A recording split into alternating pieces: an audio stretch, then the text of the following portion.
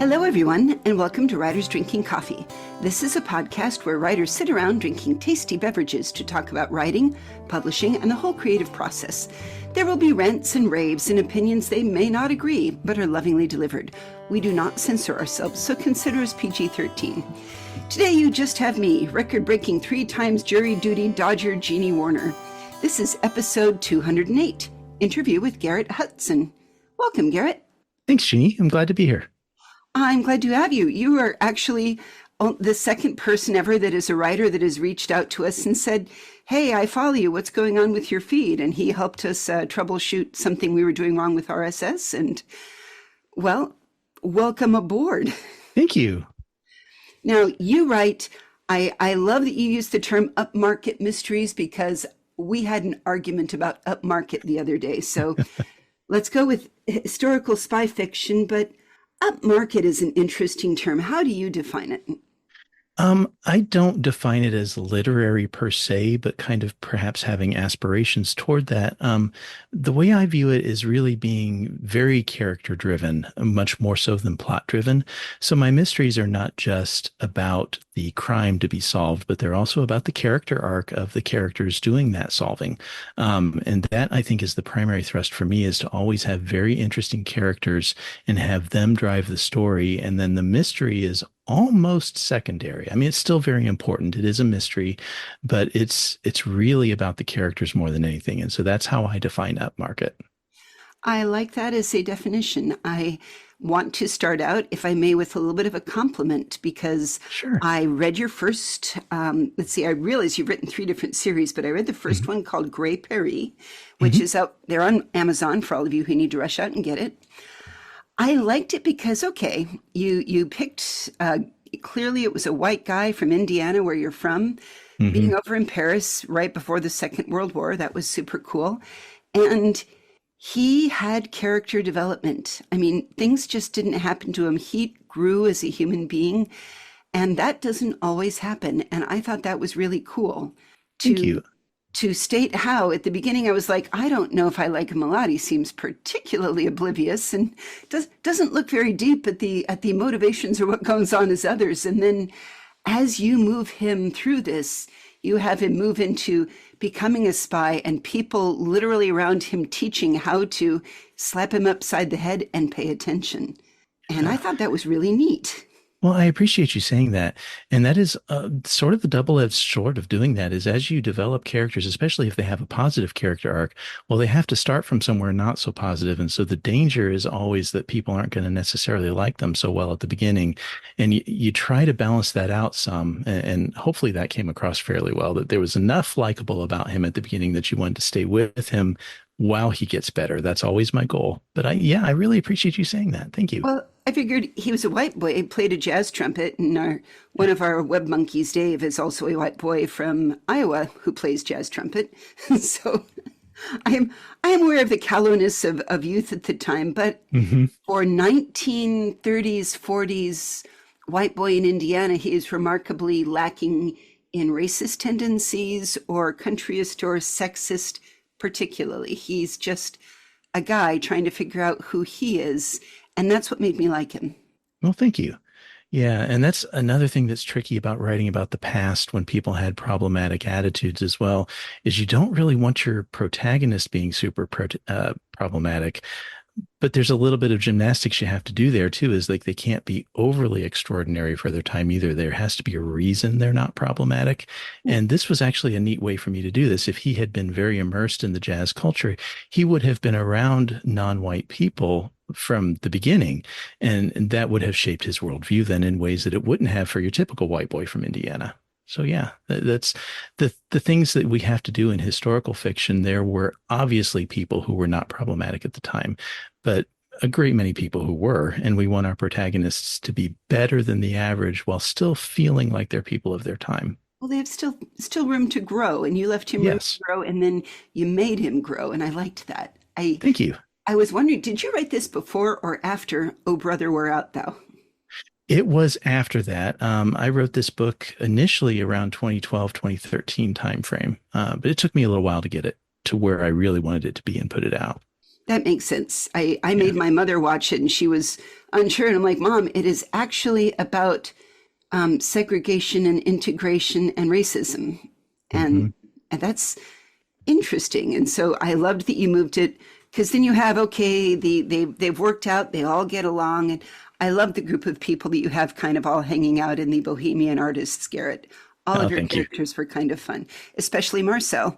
And I have to buy in the next one now because I am invested in Marcel. And he has more development to come.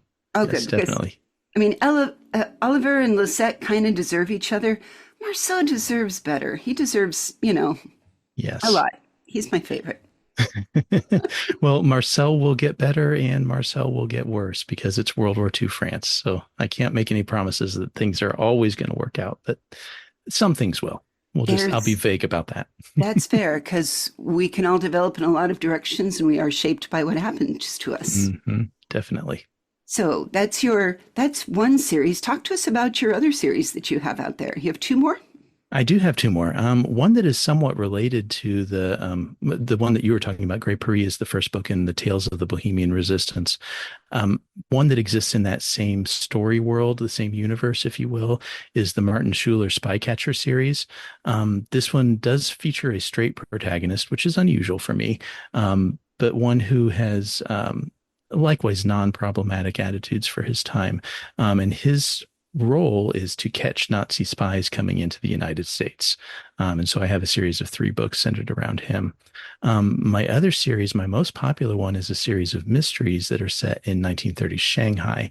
I call those my Death in Shanghai series. The first book in that is The Jade Dragon. And that features Doug Bainbridge is the name of the protagonist. He is actually an intelligence officer for the Navy. So that is my little tie-in with the spy world, but they are not spy books. These are murder mysteries. And with Shanghai being the way it was with a high crime rate and all that, it's very easy to get Doug into situations where he's going to have to solve a murder. And it was what I love about this series. Shanghai in the 1930s was such a cool place. It was extremely cosmopolitan. It had a very international community. Somewhat problematically, they did have a little bit of autonomy from China in the international settlement of Shanghai. So there were definitely issues around sovereignty that were not favorable to the Chinese, and the Chinese often being treated as second-class citizens in their own city, even. But the upside was it was a really diverse place. It had, I mean, all kinds of nationalities there, speakers of many different languages. It became a haven for Jewish refugees from the Third Reich as well. It had been a haven for Russians fleeing from the Bolsheviks. It was just a really cool place, but it also had a lot of corruption and a lot of crime. And so it became this perfect place to set these murder mysteries.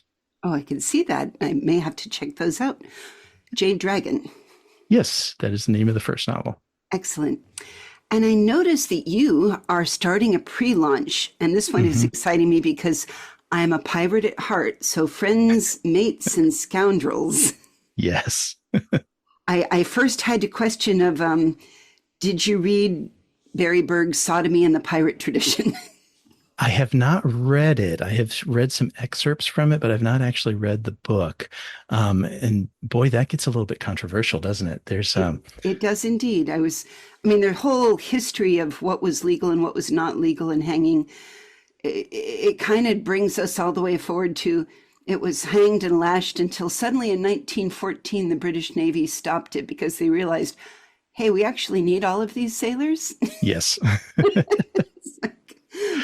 And until suddenly everything became legal in 67. But I thought it was interesting because there was both the idea of the pirate utopia and Mhm.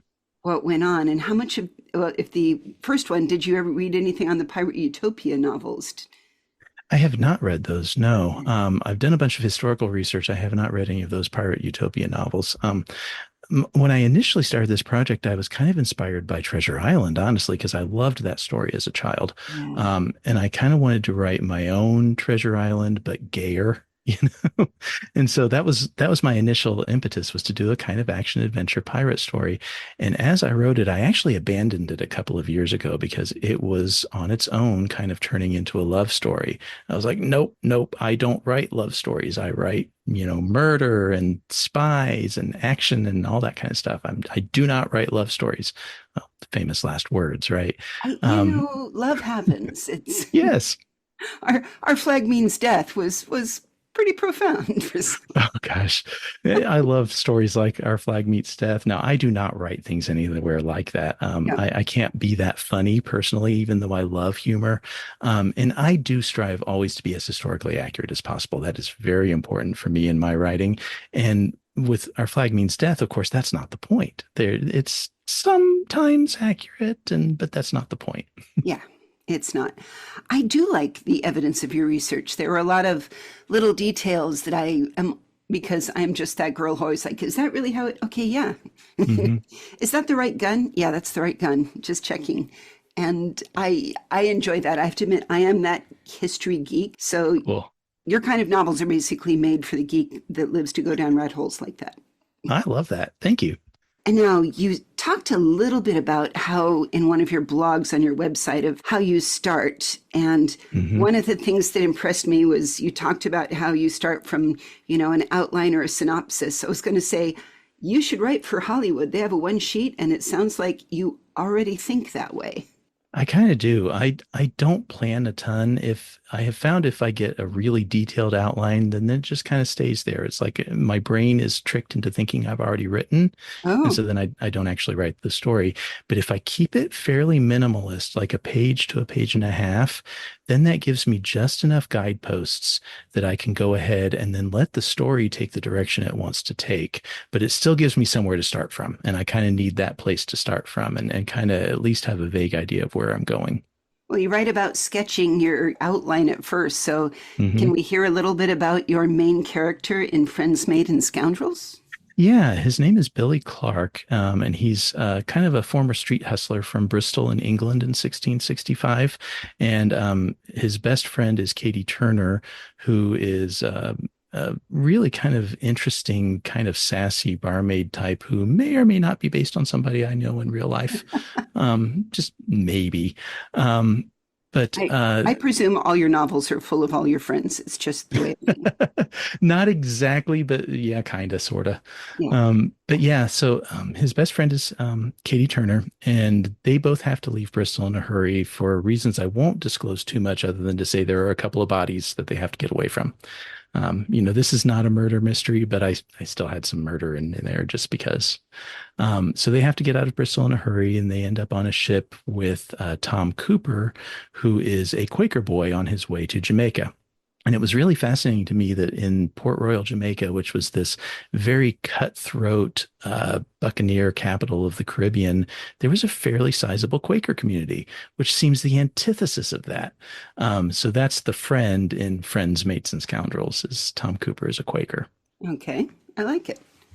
It's I got to tell somebody the story who didn't know the other day that the first martyr in America was a Quaker woman Hmm. who Yes. who dared cross the state lines against those, and people say, "Oh, our poor founding fathers, the Pilgrims, they were assholes, people. We were founded by assholes." They really were. Yeah. And I think it's almost a goal of novelists in the world to bring history to life in the way that it was, Mhm. not in the way that they cleaned up projected desire should have been. Correct. Yeah. And like everybody, the Pilgrims were the heroes of their own story, Oh, but yeah. theirs was the story that survived, and it's not always accurate. Yeah. But it's still the attention to detail and the way that I like, because I'm looking forward to you bringing this time and the tensions, the geopolitical tensions of what's going on in the Caribbean, what's going on in America, Hmm. what's going on in England, and the Dutch and Spanish. I mean, that was the time that everybody was dividing up the world. So Yes. colonialization was going wacko. Yes. Very true. And there's lots of questions about, equality and the status of enslaved people. The slavery was really kind of becoming a much bigger institution in the 1660s than it had been up to that point. And this is right when the Quakers were starting to modify their views on it as well. They weren't initially anti-slavery, other than they were, what you might call, for lack of a better term, moderates who thought that slaves could be treated fairly. And, it didn't work out, of course. And so eventually they became anti-slavery, but they were kind of in flux at this time in history. So those questions come out in the story as well. It was an interesting time for us because there had always been slavery, but it was the American slavery that first said, right, we have generational slavery that your children are Mhm. automatically slaves too, whereas that was never the case. No, it was very different. And it had not been race based Oh, in most societies. And that was kind of a new thing in the Americas. yeah, we invented a bunch of crappy stuff. But Yes. so tell me about how far are you along on this thing? Are you done through it? Is it, do you use a critique group, somebody to go through and say, this is crazy, this is awesome? I have a group of beta readers that I use, fans of my work who will beta read stories for me and provide me feedback. I used to be part of a critique group, and I have since left the critique group. I was there for many years, and I have nothing bad to say about any of them. There's some fantastic writers there, but I had kind of outgrown the group a little bit. We had all kind of gotten to the point we'd been together for so long that it was hard to find anything critical to say about anyone's work anymore. And so it was just time to leave about a year or so ago. But I do have some really good beta readers. You asked how far along I am. I am very nearly finished with the first draft. Excellent. And so what I will probably do is set it aside for 2 or 3 weeks and do my best to forget about it, and then go back through with a red pen. And I am a little bit old fashioned. I kind of like to print it out on paper with an actual red pen and do my Ah, edits that Chaz way. would so appreciate you. That boy goes through reams of paper. Yes, I always do. Yeah, and so that will be my first round of edits. And then I'll probably have my husband read it. He's a good alpha reader. Nice. And then I'll do another round of edits probably in January. And then my beta readers should be able to take it from there. And I should have it all finished up and polished and everything for when the Kickstarter starts in March. Excellent. I believe strongly that it's awesome to have a second pair of eyes that say, hey, you called that a brass cannon, and then you said it's bronze. So which is it? Hmm. These are the things that your eye can glide right over as the writer that you really need somebody to hold your feet to the fire. Yes. And that's one of the reasons why I like to print it, is because just that slight little change in format from your computer screen to the printed paper, your eye will catch more things that you might just look right past on the computer screen where you actually wrote it. Oh, that is so true.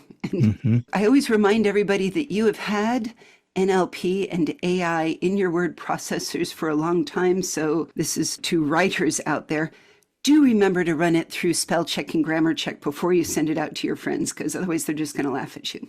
Yes, very true. Everybody's got a word they overuse. I mean, I'm going to confess mine. Mine is softly and simply. Hmm. I have to go through and then say, you said it softly again. No, you don't need to say it softly. Just say it. Do Yeah. you have one that you say, oh, I have to go through and cross those out?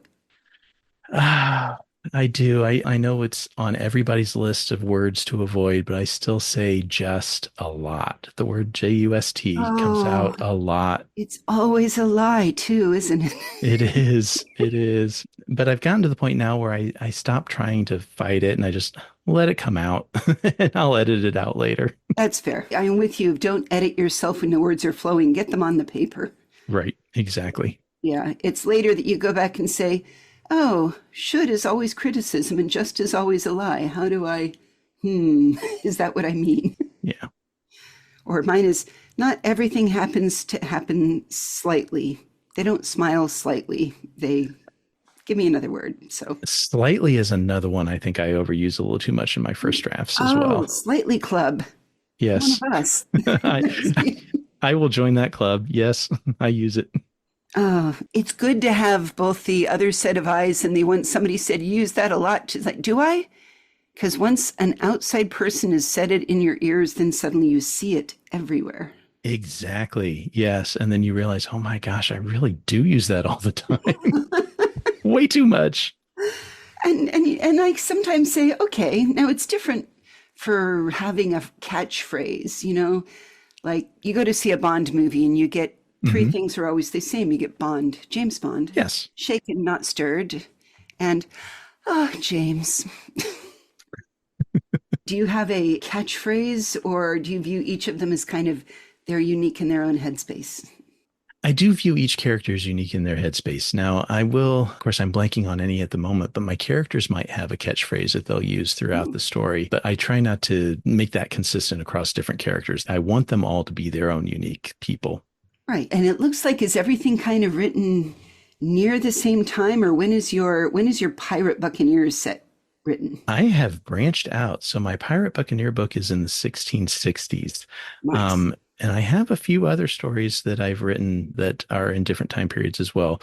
One of my published novels of Wild and Merry Men is set in the 1660s in New England. So we were talking about the Pilgrims being assholes, and the Pilgrims are the primary villains in my novel of Wild and Merry Men. That's fair. Yeah. And it's kind of centered around the Marymount colony. I don't know if you've heard of that before. I don't know that I have. Okay. Marymount Comedy. Jeannie, look it up. Future. Yeah, it was a fairly small little place, but it was for about 4 years, it was this kind of really neat, eclectic utopian experiment that had some very queer overtones. Given the time period and the documentation, we cannot prove that there were same-sex activity happening there, but any gay person reading about this history was like, oh yeah, of course there was. I Yeah. mean, and I do go into this somewhat in my historical notes because I always have a historical note at the end of all of my novels as well, the evidence for and against the possibility of there having been queer people there at the time. And that was obviously my point of view. So I wrote it from the point of view of a character who was what we would today call a gay man, although they wouldn't have used those terms at that time. Right. Yep. I just ponder, I think it was Henry VIII that had the first laws that made it a capital crime against it because before, like, that was mid 16th century or so, Yes. there was just nothing on the books. No, it was the Bestiality Act, and that remained on the books in Britain until the 19th century. Yeah. And I always wondered, so Henry VIII, you who were, Or not bestiality. I'm sorry, I said the wrong word. The Buggery Act. no, it was mankind or beast. You had, Yeah. it was trying to say it. So it's like you were a murderer, a serial killer of women. What makes you the righteous person who says that shouldn't be done? Mhm. He could be in American politics today. Oh, I said it. Sorry. But Unfortunately true.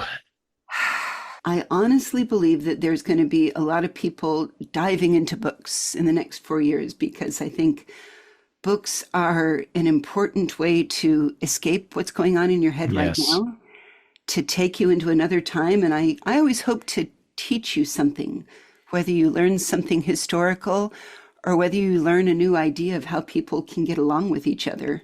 exactly. And I think books, especially fiction, is uniquely placed to do that because we put things in a context that nonfiction can't as easily do. We turn it into a story, and the human mind loves story. And we can put it in ways that people relate to. You know, when you deliver history through a character, people can relate to that and imagine themselves in that situation. And it creates empathy and understanding in a way that nonfiction can't do as easily.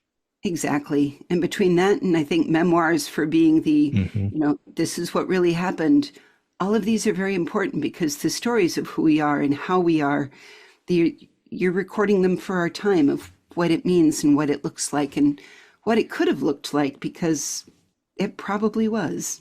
Exactly. Yeah. So you're going to be working on through Kickstarter. When are you going to launch the Kickstarter? You were saying in March?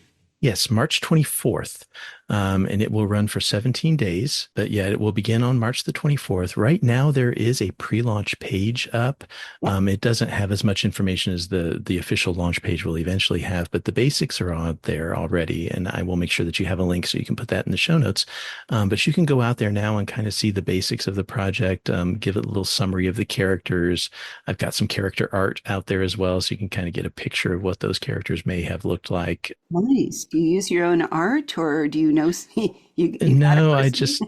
I do mid-journey prompts until I get something that looks pretty good, and I'm like, oh yeah, that's kind of how I pictured them in my head, and so then I'll use that. Awesome. Do Yeah, you have and you somebody can who click generally on. does your covers? I do have a cover designer, yes. Now I have not used him to make my character art, only because my character art is not anything I use Yeah, for the novel itself. It's really just for fun. And so I don't want to pay my cover designer to do that for me when I can just go out into Midjourney and do some prompts. And there. it takes some experimentation. Like the first few are usually not real good and you kind of have to tweak your prompts a little bit, but eventually I'll get something kind of close. And it's like, oh yeah, this is just for fun anyway. Okie dokie. And by all means, send me for anybody that's out there in publishing. Now, I realized I didn't ask you, are you doing these independent publishing or through a small indie press or? I am independent. Yeah. Awesome. I have my own imprint. It's Warfley Publishing is the name of my imprint, which is named after the neighborhood where I live. And ironically, this was also the neighborhood where we lived when I was born. So I live exactly 4 blocks from where my first home was when I was an infant. And Wow. I like to joke that I've come very far in life. Um, but That's that's actually so rare. it is very rare, especially since I live in a big city and all that. And I have lived many places around the city, and I ended up back in the neighborhood I started from. But I figured since, I started and have ended up back in the Warfley neighborhood, well, I will make my label Warfley Publishing. And so that's what I Awesome. did. Yeah. Awesome. So you do end up having to do a lot of work for that. Do you do your own, what do you use for layouts? Are you a Scrivener guy for? I started out with Word and then doing a lot of the formatting on Draft to Digital, but I have graduated up to Atticus. And I actually kind of like Atticus. It's a formatting as well as writing tool. You do the writing directly in the program, and it does the formatting for you as well. And so, Nice. yeah, Nice. I I do think we're enjoy going to that. have to have an Atticus Scrivener debate online sometime. it's, That could be it's, interesting. there's a lot of religion between the two of them. Yes, I I have to say I have nothing against Scrivener. I've never even used it, but it sounded very difficult the way people described it, and Atticus just seemed simple, and it turns out it has been simple. So I'm happy with my choice. So if you're out there thinking of writing your first novel, consider Atticus. Try it out. Let us know Yeah. what you think of it. And are there any other challenges that you found being your own writer and your own publisher? What are I mean, besides just naturally getting the word out, shaking the trees loudly, joining every Yeah. social media on the planet? Now that I've been doing it long enough, it's easy to forget that it was a challenge at the beginning, just trying to find a cover designer that I liked, that I could afford, who did what I really thought was good work, as well as editing and all that kind of stuff as well. It's really easy to get lost in all the possibilities, and you can find cover designers who don't always know what they're doing or who charge you too much. And I found myself a very good cover designer, and I'm really happy with him. I found myself a good editor that I'm really happy with. That was a challenge starting out, though, definitely. But now that I've worked with them multiple times, it's less of a challenge than it used to be. Excellent. So, any final advice you'd give somebody to saying, "Hey, I think I will want to write something like that and then publish it myself." What advice would you give a new starter? There is a lot to learn, but it's really as much as you want to learn, especially if you are going to publish independently. It really is up to you what you want to do and what level of polishing and perfection that you want from your work. It is definitely possible to publish a first draft. I don't recommend that, but people do. And if, Ah, you're only writing for the fun of it, then, do keep it simple. But it's also entirely possible to be very professional. Even doing it yourself, self-publishing, it can still be very professional. There is a little bit of a learning curve, though. there is, and I want to sigh back and say, please, for the love of all that's God, do not publish your first draft without running it through a spell checker. No. You will lose people on the second page, I swear to you. Yep.